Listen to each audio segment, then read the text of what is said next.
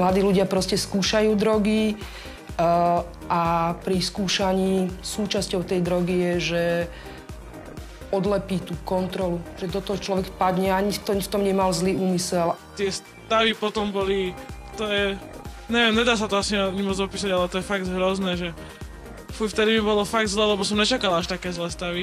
Ja som si prvýkrát po roku a pol uvedomil, že to však je každý deň, každý večer som už rok a pol opitý. Začalo sa trestné stíhanie, lebo u nich našli jedného jointa.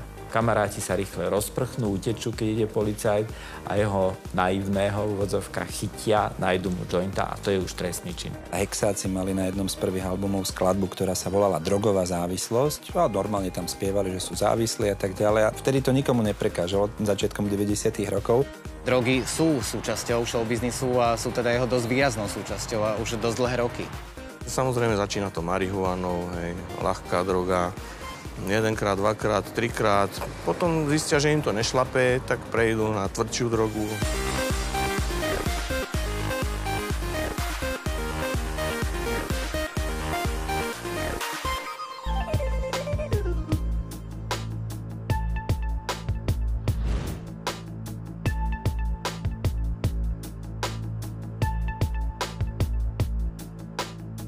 Ja som v tom nebola dlho, ale dostala ma do toho partia.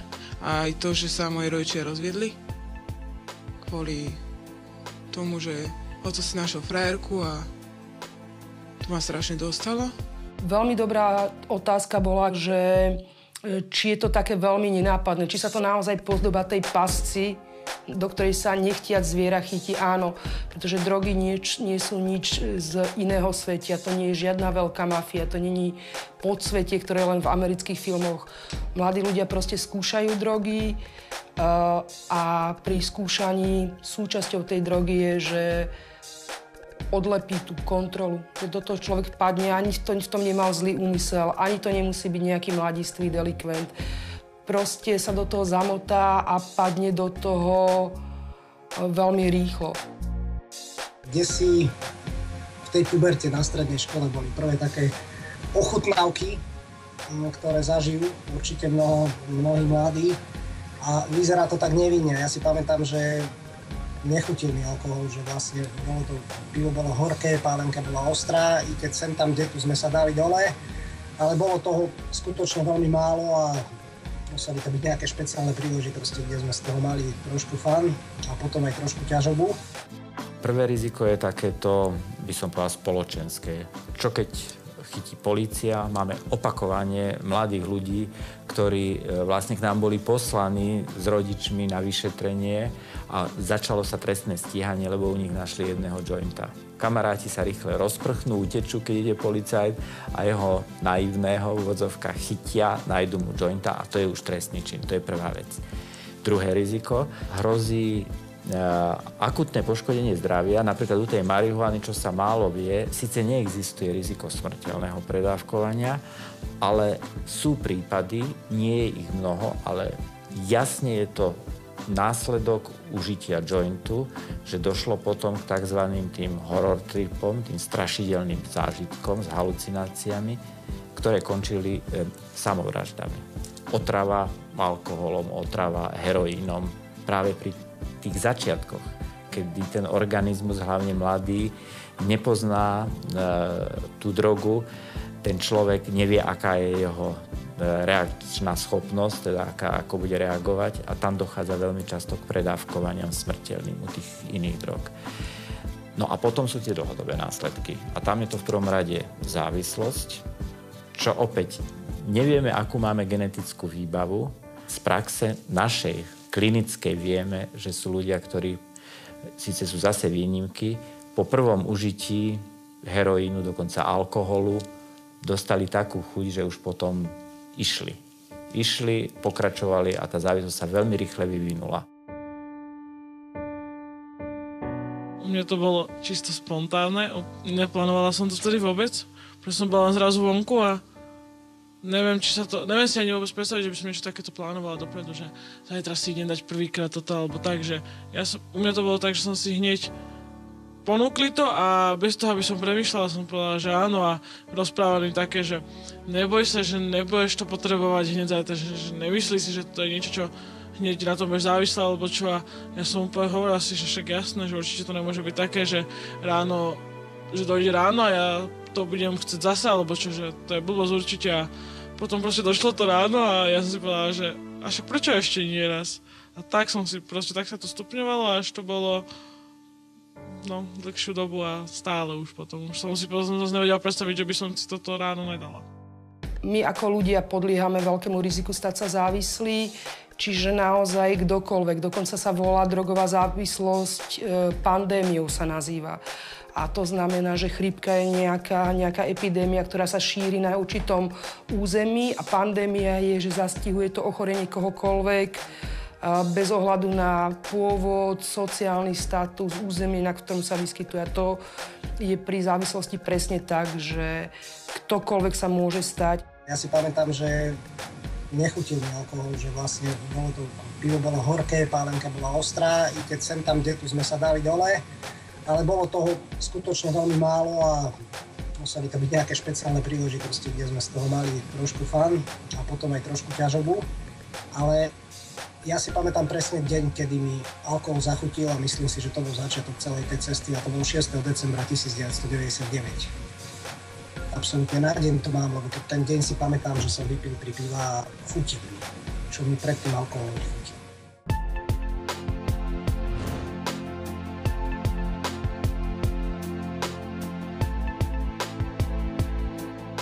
Napríklad poznáme, a je nám úplne ako Slovákom známa závislosť od alkoholu. A veď to začína ako veľký fán, že na žúrkach sa pije a ľudia sa dobre zabávajú. A je povedzme 10 tých mladých ľudí a fakt je to pozitívne a radostné. A zrazu nejakí traja sú utrhnutí a zrazu tí kamaráti vidia, že fajn, ale vy to fakt pijete každý deň ste úplne rozbití, pijete, kým sa všetko nevypije, že neviete si zavrieť fľašku a odložiť na zajtra. Tak ako je to s alkoholom, je to s každou inou látkou, že do toho vklzneme ako po šmiklovke. Človek si tak ten prvý stav neužije, lebo nepozná to a čaká od toho strašne veľa, ale neviem, bolo to také, že na jednu stranu to nebola tá eufória, čo to asi podľa mňa mala byť, ale tie stavy potom boli... To je... Neviem, nedá sa to asi ani moc opísať, ale to je fakt hrozné, že... Vtedy mi bolo fakt zle, lebo som nečakala až také zlé stavy a sa to tak nabalovalo, no. Nechcela som nikoho vidieť, ja som chcela byť sama, ja som nechápala, čo so mnou, nechápala som, čo sa so mnou deje vôbec v hlave, čo sa mi deje. Telo oslabnuté, cítila som pre každý sval. Bolo mi zle od žalúdku, nájsť som sa nemohla, tak jediné, čo ma napadlo, že však dám si zase a bude mi lepšie. No, aj to tak bolo. A potom, ale to dobehne človeka. Keď už vznikne závislosť, tak to sú potom tie dlhodobé následky, aj také tie telesné, ktoré sprvu nie sú ešte v popredí, ale sa to v závislosti zase od látky, aká to je, pri tej závislosti vyvinie zvyčajne po rokoch.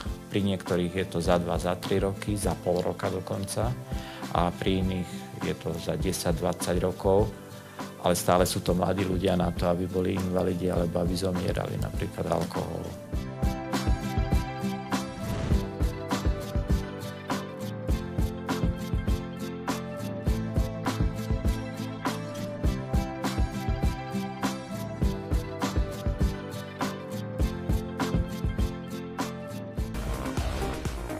Oni si kľudne môžu fetovať, drogovať a vedia, že ono von sa to za normálnych okolností nedostane. Cielene prevencii sa asi ani nikto nevenuje.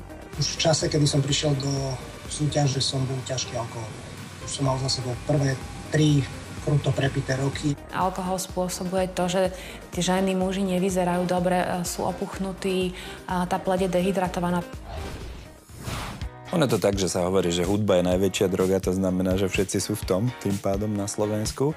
Ale čo je zvláštne, tak my sme taká špecifická krajina alebo región, že u nás neboli také tie klasické veci, heroín, LSD a tak ďalej, ale my máme takú tú alkoholovú tradíciu, čiže čo rocker, to pivo alebo nejaký tvrdý alkohol. a výrazne aj nejaké aféry, tak nebolo ich veľa, ale potom sa samozrejme objavili aj veľké mená.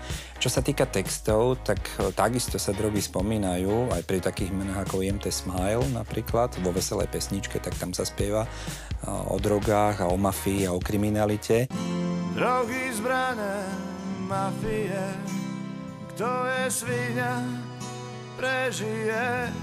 A dokonca Hexáci mali na jednom z prvých albumov skladbu, ktorá sa volala Drogová závislosť. A normálne tam spievali, že sú závislí a tak ďalej. A vtedy to nikomu neprekážalo začiatkom 90. rokov.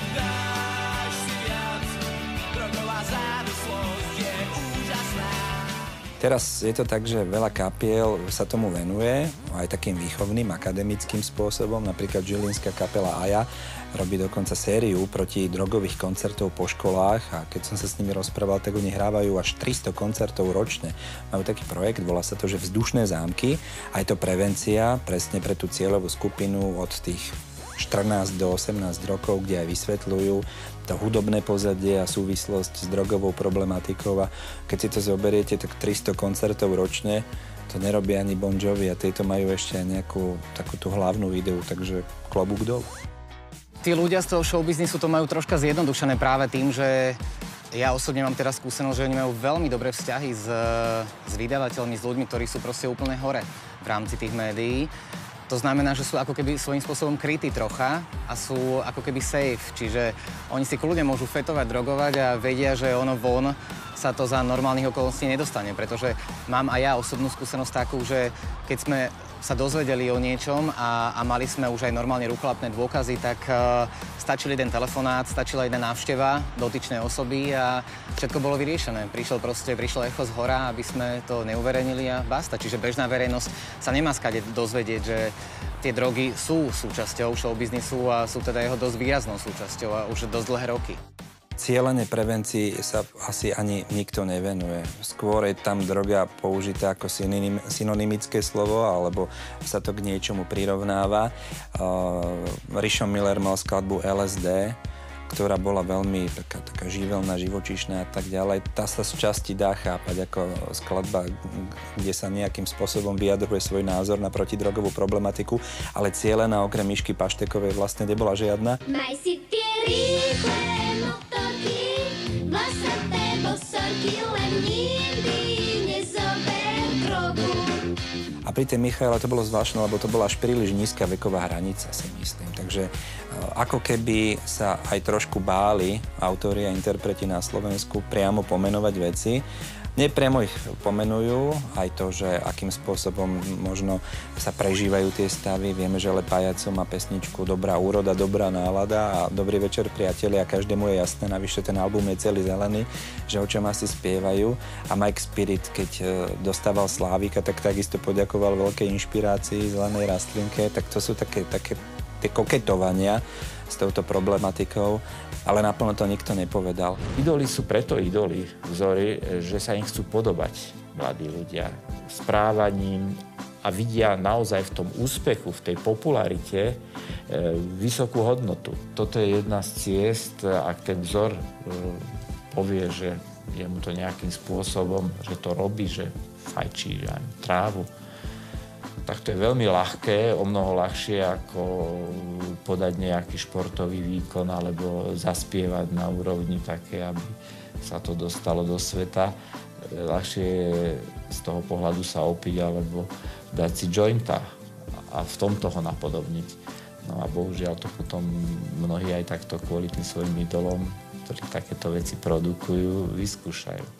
Veľmi dobre si spomínam na jeden konkrétny prípad, kedy nám do redakcie dorazil záznam, z ktorého sme všetci odpadli. Najprv sme sa z toho hrozne tešili, lebo bol to materiál ako dielo, ako prasa, ako sa hovorí. Krátke video z mobilného telefónu, na ktorom istá veľká hviezda vtedajšieho showbiznisu, ona bola vtedy naozaj na výslni, absolútne. Poviem na rovinu, ako je, šňupala kokain na toalete istej známej bratislavskej diskotéky. Napriek tomu, že sme to mali v rukách, bol to rukolapný dôkaz, riešilo sa to vo veľkom, nakoniec to proste nevyšlo. Výsť to nemohlo, aj po dohode s našim právnym oddelením, kedy sme boli teda dosť výrazne upozornení, že tudy cesta nevede, že je to proste dopredu prehratý boj, tak sme túto vec skrátka neuverejnili a materiál skončil v koši. No, musím povedať, že možno aj preto, lebo my sami sme si uvedomovali, že toto bolo tak silné kafe, že by to dotyčnej osobe naozaj zničilo absolútne kariéru. Takže on to bolo tak troška na 50/50, že troška tá legislatíva nás zabrzdila a vykašľali sme sa na to, ale bolo to niečo, čo už bolo naozaj cez, možno aj pre nás. V čase, kedy som prišiel do súťaže, som bol ťažký alkohol. Už som mal za sebou prvé 3 kruto prepité roky a prvé veľmi, veľmi ťažké a kruté pády, ktoré práve vzhľadom na tú analýzu, ktorú robím teraz, som si uvedomil, že už tam to bolo veľmi zlé, že vlastne ten progres závislosti a celej choroby bol veľmi rýchly a nebadaný. Ja som si prvýkrát po roku a pol uvedomil, že všade každý deň, každý večer som už rok a pol opitý. Takže toto je jedno z veľkých úskalí, že pri alkohole to funguje veľmi, veľmi nebadane. Nezbadáte vôbec hranicu, kedy ste ešte OK a kedy už ste závislí. Druhou takou najčastejšou v našich pomeroch závislosťou je závislosť na alkohole. To tiež veľmi koži nepomáha. Hlavne, myslím, ak ste zachytili, bol článok teraz zo Sharon Stone, ktorá povedala, že žena po 40-ke by už nemala piť alkohol. Ja sa s týmto úplne identifikujem, lebo naozaj ten alkohol spôsobuje to, že tí ženy, muži nevyzerajú dobre, sú opuchnutí, tá pleť je dehydratovaná, pretože alkohol dehydratuje. Takisto, ak niekto je závislý na alkohole, tak stráca záujem o zdravý životný štýl, čiže menej sa pohybuje, menej zdravo sa stravuje a toto ide so všetkými závislosťami.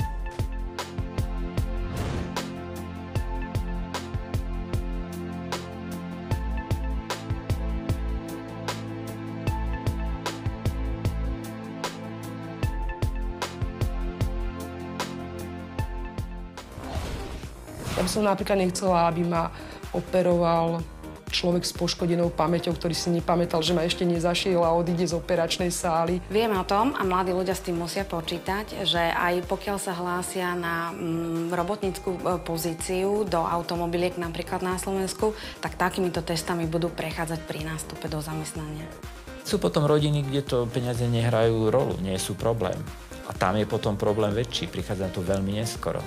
Lámala som stále a nepamätala som si, čo som mi... Nepamätala som si to vôbec. Máme taký ten klasický stav, ktorý už poznáme aj z nejakých filmov, a to je, že dlhodobé užívanie marihuany následne vedie k, tak slangovo sa tomu hovorí, že vypatlanosti, že rozloží v mozgu tú schopnosť koncentrácie a krátkodobej pamäte.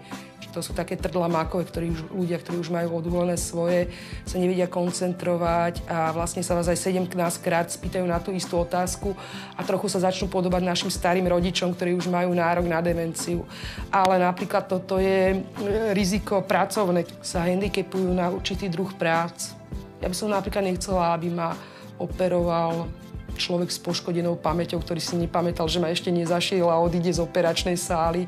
Ani by som nechcela, aby bol riaditeľom elektrárne alebo teda nejakým operátorom, ktorý mačká gombíky. Čiže naozaj ostali šikovnými ľuďmi, ale vlastne už potom majú zúžené, že do čoho sa oni môžu pustiť. Alkoholové známe previerky, tie sú absolútnym štandardom a ja myslím, že na každom pracovisku sa s tým bežne ľudia stretávali, takže samozrejme na ten alkohol si vedia dávať pozor, ale oveľa častejšie prichádzajú firmy a najmä korporáty, najmä veľké zahraničné spoločnosti, vzhľadom k tomu, že v zahraničí je to bežná prax, presúvajú si túto prax už aj k nám a začínajú pri výbere pracovníkov pred nástupom do zamestnania ich testovať na rôzne druhy, či už opiátových závislostí alebo vôbec rôzne druhy opiátov. Vieme o tom a mladí ľudia s tým musia počítať, že aj pokiaľ sa hlásia na robotnícku pozíciu do automobiliek napríklad na Slovensku, tak takýmito testami budú prechádzať pri nástupe do zamestnania.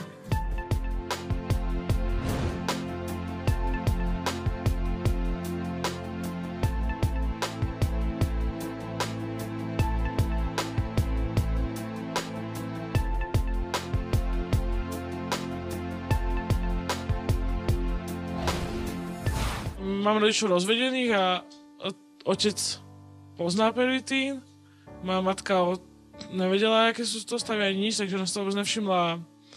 No, všetko, akože na začiatku to bolo v pohode, ale potom už sme sa hádali a ja som ju nezniesla. Ja som chcela mať svoj pokoj, ona sa stále vypytovala otázky a prečo, kam ideš, čo ideš. A ja som už bola na nervy z toho, že musím si furt vymýšľať nové a klamala som stále a nepamätala som si, čo som jej, nepamätala som si to vôbec. A tak potom ona keď odo mňa niečo vyžadovala, náhodou sa to nezhodovalo s mojimi plánmi, tak to bolo už agresivita a tak. To prvé, čo sa prejaví, okrem niekedy na tom vzhľade, ale pri marihuane, tak tam nedochádza k takým tým zmenám kozmetickým tak rýchle, ako pri pervitíne, heroíne a iných drogách, tých tvrdých. Ale sa to prejaví tým, že začne sa doma meniť správanie, začne byť chlapec alebo dievča, ktoré predtým v tej rodine pomáhalo, teraz naopak nič nerobí, je lenivý, po nociach sa nenachádza doma, má neporiadok, ak bol poriadny, ten, čo bol neporiadny, tam sa to nezistí, ale potom začnú vyznúť napríklad peniaze, čo niekedy býva to prvé, hoci už iné zmeny boli u toho dieťaťa alebo u toho mladého, čo si až toto všimne tá rodina ako prvé, lebo peniaze sú dôležité. Dosť často som sa zamýšľala nad tým, že kedy to prestane, či to prestane, pod akou zámienkou, všetko, ale keby to nešlo zhora, tak viem, že by som sama na to dobrovoľne nepristúpila, lebo neviem si predstaviť, že by ma niečo donútilo, lebo dosť tá droga ovplyvňuje človeka a keď je to nejaká taká, povedzme, na neho páka, alebo tak, jeho slabosť, tak sa určite nevzdá. Neovplyvnila by ma tá droga v tom, že chod na liečenie, ale proste vždy ma ovplyvnila na tú druhú stranu. Ale sú potom rodiny, kde to peniaze nehrajú rolu, nie sú problém. A tam je potom problém väčší, prichádza to veľmi neskoro. Mali sme mnoho, alebo viacero takýchto mladých ľudí, kde rodina až zistila vtedy problém, že môže byť s drogami, keď nechal školu. Ten človek väčšinou strednú, ale niekedy až vysokú. A pritom predtým šikovný mladý muž, alebo teda chlapec, alebo dievča.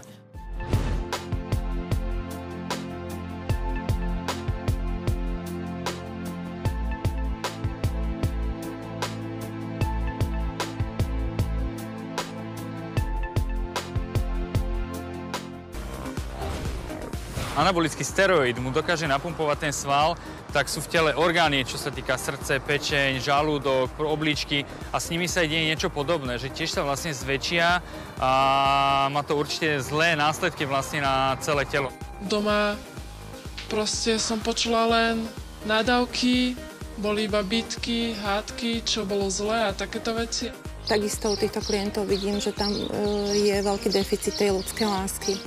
Bola som s kamarátkou, ktorá mi povedala, že daj si so mnou. Ja som najprv ani nechcela, ale proste mala som v sebe toľko smútku a chcela som proste stále spraviť niečo mame, čo by ju ranilo alebo niečo také, tak potom neskôr, asi o 4 hodiny, na to som mi povedala, tak daj. No a dala som si s ňou pervitín. Stretávame sa s klientmi, ktorí sú agresívni. Nie len verbálne, ale aj fyzicky, ktorí majú tendenciu napadať ostatných klientov. Veľa som ich videl aj mŕtvych, čo som ich poznal. Kade-tade po pivniciach, ja neviem, pod mostom. Skrátka skončili ako bezdomovci. No. A pritom na začiatku to boli fakt normálni ľudia.